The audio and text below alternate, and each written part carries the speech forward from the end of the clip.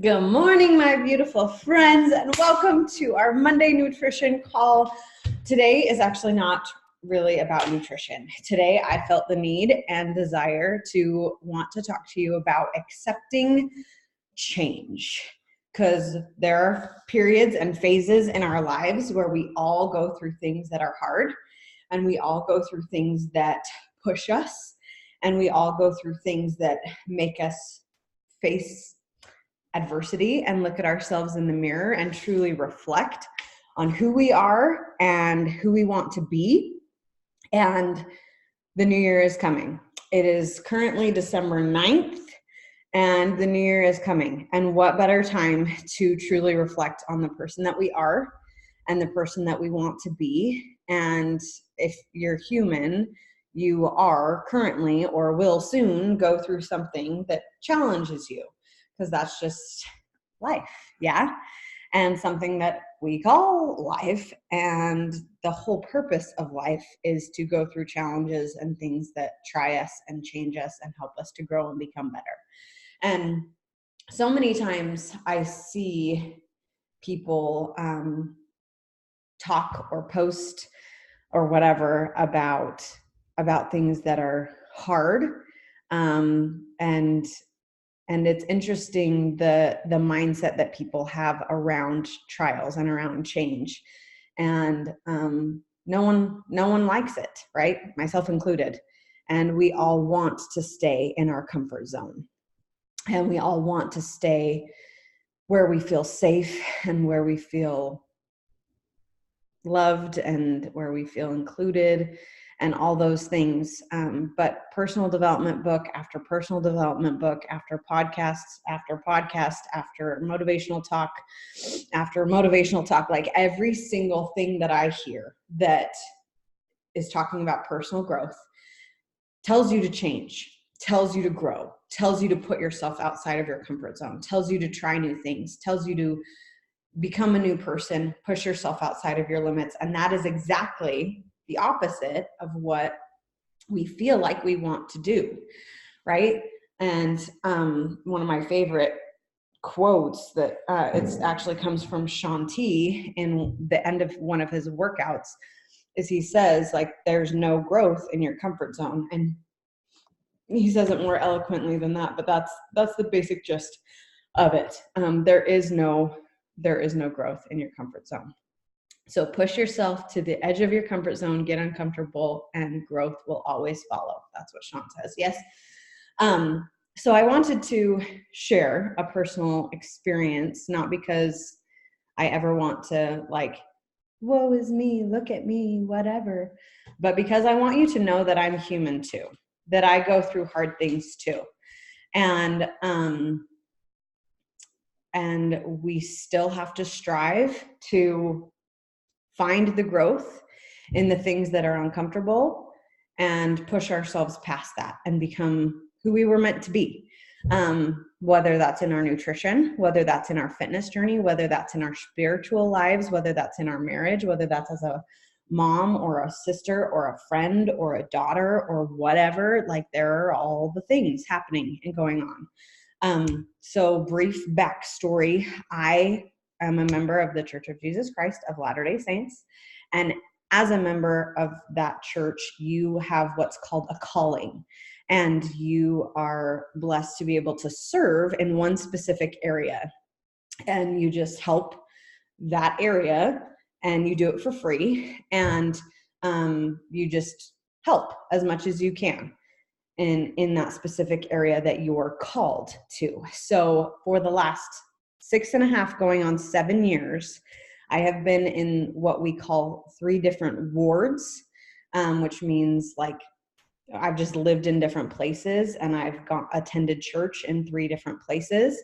And in those 3 different places that I've lived, I have been called to what is called Young Women's. In the first ward, I was in Young Women's for 4 years, serving for 2 years in 2 different age groups. In the second ward we were in Spanish Fork, I was called into Young Women's in another age group.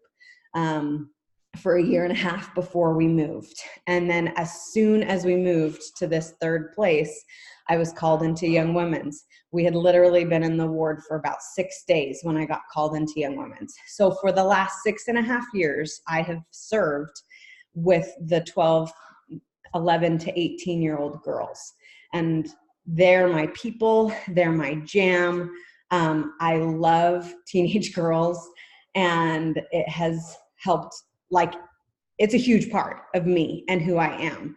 And I absolutely love being able to serve with them and work with them and help them grow. And it's been fabulous.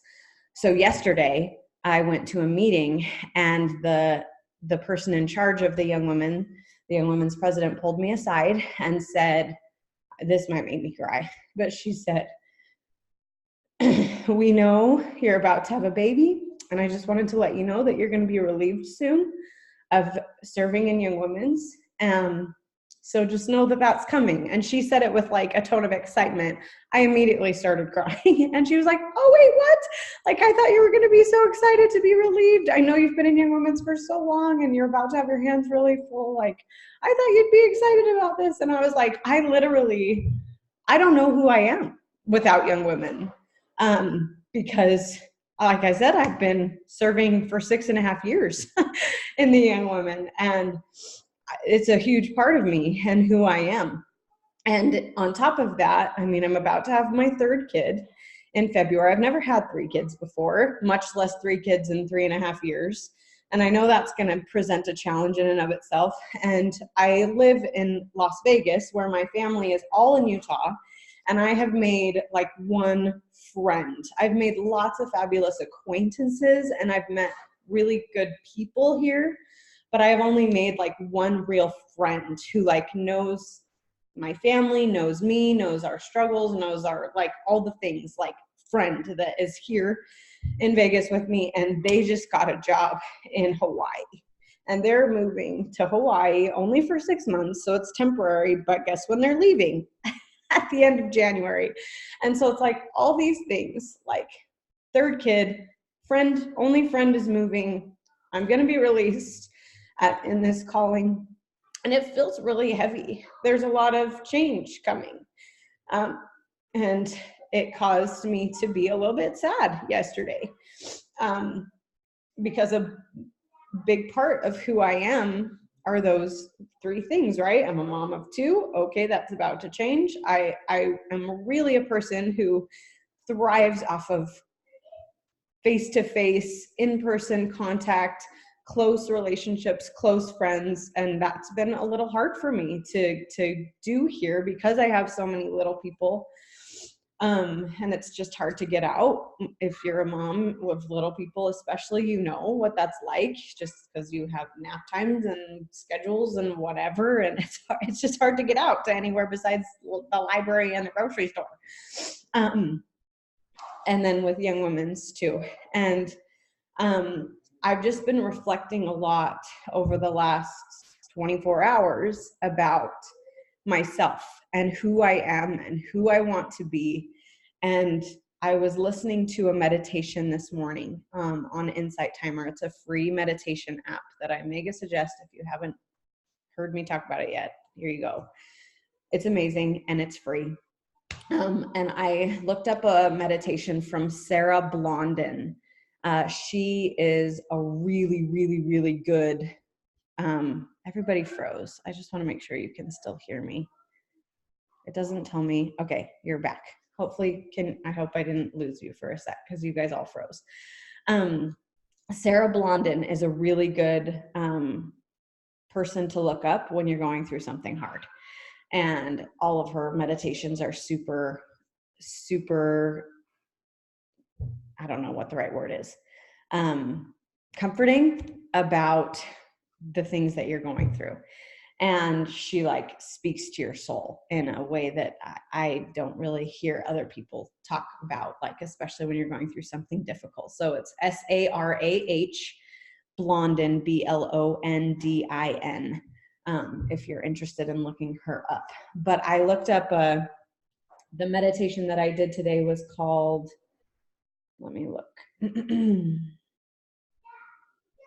exploring the wilderness of discomfort.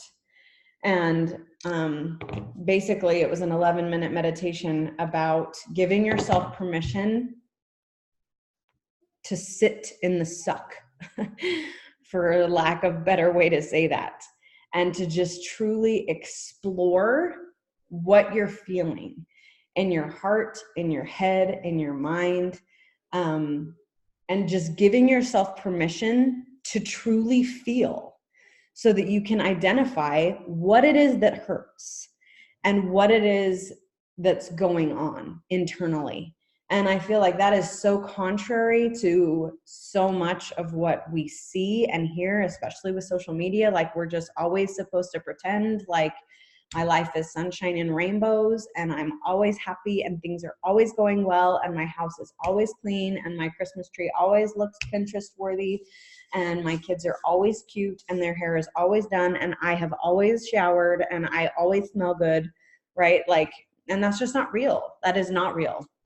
And so I love the permission that she gives you to be able to sit in the moments of hardship and to truly give yourself permission to feel the hard feelings and to identify what it is that you're going through, and to listen to your heart and your head and hear what they're saying to you, so that you can identify it, because it's just like a physical wound, right? You can't heal your leg unless you know what's wrong with it. So what do we do as soon as it feels painful?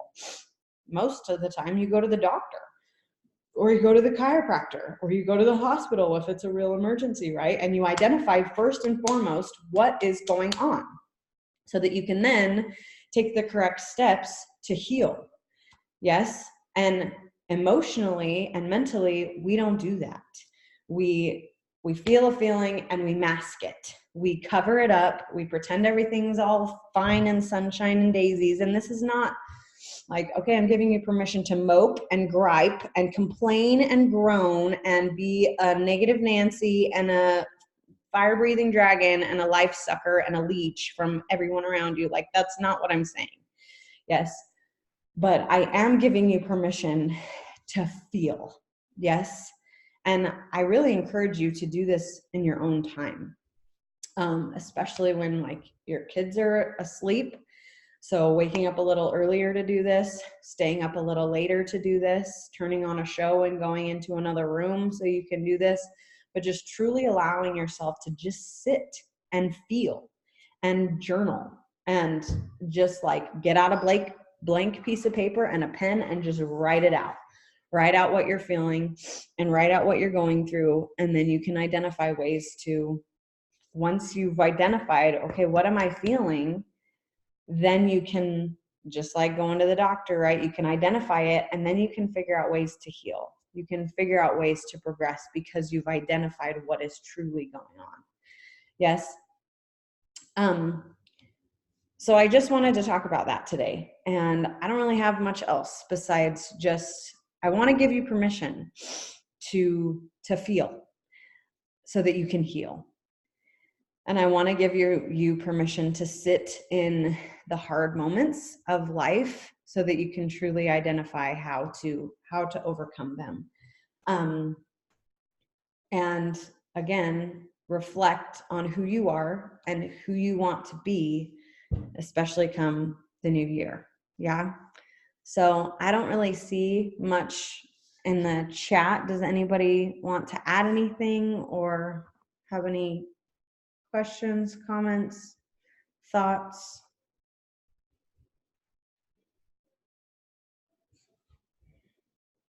Okay. Well, we will stop the recording. And if you are on live, you can stay on live. But I love you guys. And I mega suggest journaling, prayer, meditation. All those things help me so much when I'm going through. And if you're a religious person, scripture study, remembering who you are, remembering whose you are in those moments of hardship. Yes, I love you, and I hope you're having a fabulous day. And if you're on live, stay on live and we'll chat.